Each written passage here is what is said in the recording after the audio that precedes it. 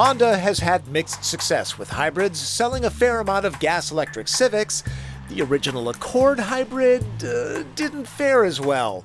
Appearing in 2005 and geared towards performance, it didn't move well off dealer lots and was axed a few years later. This is Honda's second swing at it, and kind of its third, since there are two models. Accord is available as a plug-in hybrid, which goes about 13 miles on battery power alone. This is the standard hybrid, and let's get something straight. It's much different than the system that Honda has done in the past. Different from everyone's, really. There's a 2-liter 4-cylinder engine and an electric drive motor delivering 226 pound-feet of instant torque. Total horsepower is 196. A second electric unit is the generator that also starts the gas engine. The transmission? I'll get to that in a second. The battery pack is back here, hogging up the trunk. The lithium-ion pack keeps the back seat from folding, so long items won't fit. The spare tire is gone as well. Standard Accords swallow up an impressive 7 packs. The hybrid is limited to 4. All right, generally, this is how the system performs. It pulls away using the electric motor under battery power, which is nothing new. Hybrids do that all the time. Then when the car needs more oomph, the gasoline engine kicks in. However, at this point, it is not directly connected to the drivetrain. It's running a generator sending juice to the electric drive motor.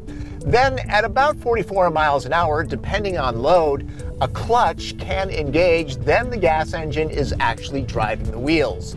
It's a fixed ratio in a sense, a 1-speed transmission. Under light load, the gas engine can shut off so Accord runs only on electric power, even at highway speeds.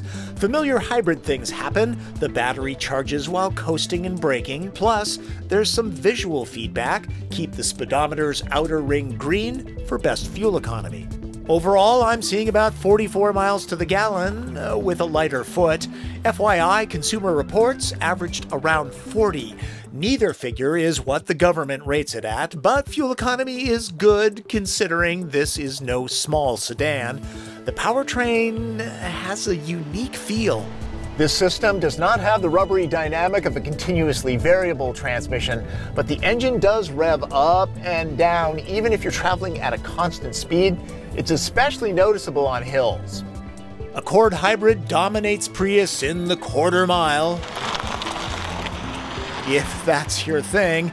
0 to 60 in about 7 seconds is welcome, though hard acceleration is when you'll notice the engine speed incongruity the most.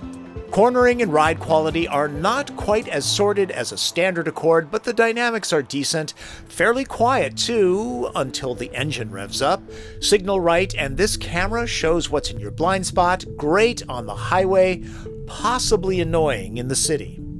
This spacious interior looks pretty much like any Accord, other than a slightly different gauge cluster. The interface uses the familiar Honda knob and 2 screens, the lower one touch-sensitive.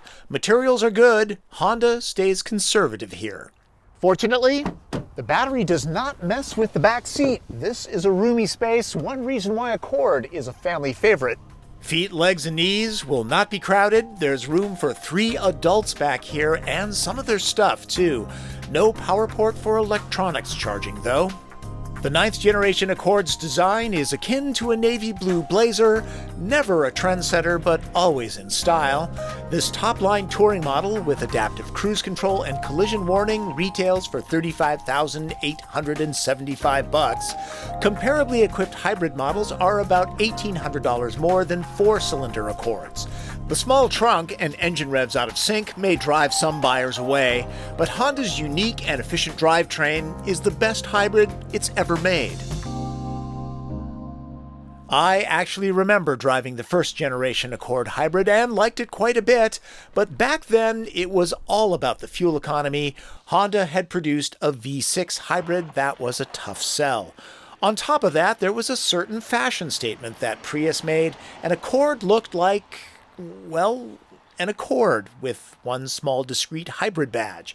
So the engineers went back to the shop and came up with the second generation Insight and the CRZ. This tech is much better.